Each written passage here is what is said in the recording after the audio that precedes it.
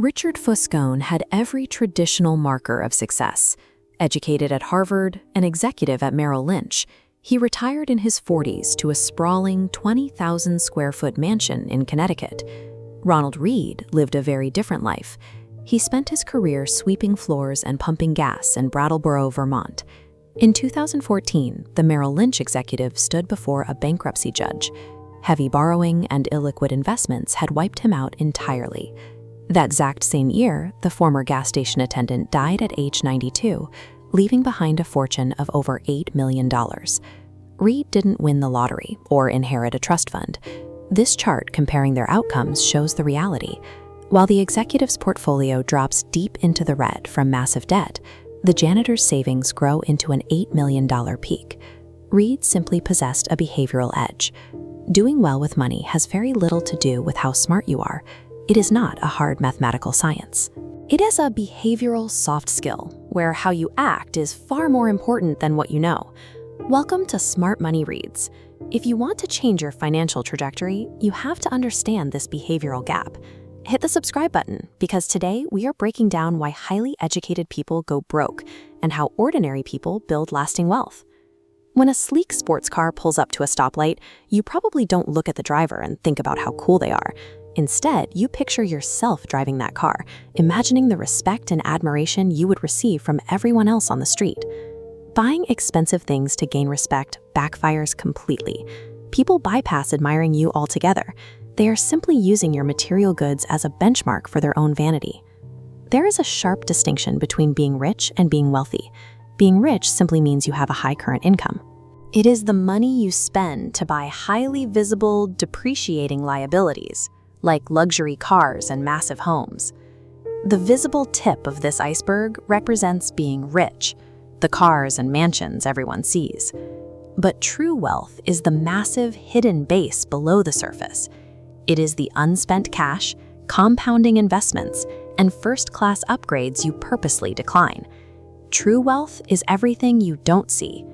Using your money to show people how much money you have is the fastest way to destroy your net worth. When we look for a model of enduring financial success, Warren Buffett is the obvious standard.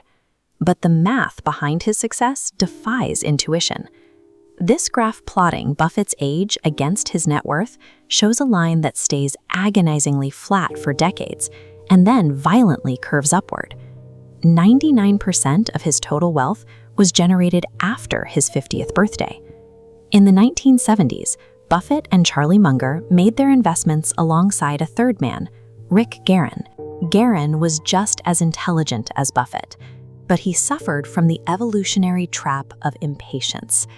To accelerate his returns, Guerin took on massive amounts of debt to buy more stock.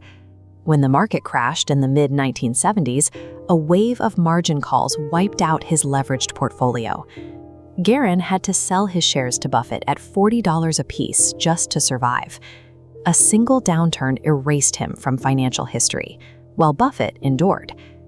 Getting wealthy requires taking risks, being optimistic, and putting yourself out there. Staying wealthy requires the exact opposite. It demands fear, humility, and an intense focus on survival. Compounding is a mechanism of time, not intelligence. If you cannot control your own greed and fear of missing out, you interrupt the math before it can work for you. How do you actually survive decades of brutal market crashes without panic selling your portfolio? Financial author Morgan Housel made a deeply controversial choice. He paid off his house mortgage entirely, years ahead of schedule. This spreadsheet overlay shows exactly why analysts would call that a terrible decision. Comparing a 3% mortgage interest rate against an 8% expected stock market return results in a glaring red net loss. But the goal wasn't to maximize a spreadsheet. Operating completely debt-free provides absolute psychological tranquility. It protects you from panicking when the economy inevitably fractures. In managing your money, being reasonable is far more important than being strictly rational. The greatest financial strategy in the world is not the one with the highest mathematical yield. It is the strategy that lets you sleep soundly at night, ensuring you never abandon your long-term plan. If the goal of accumulating money is not to buy luxury items or prove your intelligence, what is its actual purpose? The highest dividend money pays is the ability to wake up every morning and know you have absolute control over your own day. Having savings gives you options. It buys you independence from social debt, the leverage to quit a toxic job, and freedom from other people's expectations. A cold, perfectly optimized spreadsheet cannot account for the deeply human desire for absolute autonomy. The greatest trap you can fall into is losing your humanity to numbers or surrendering your wealth to your own ego.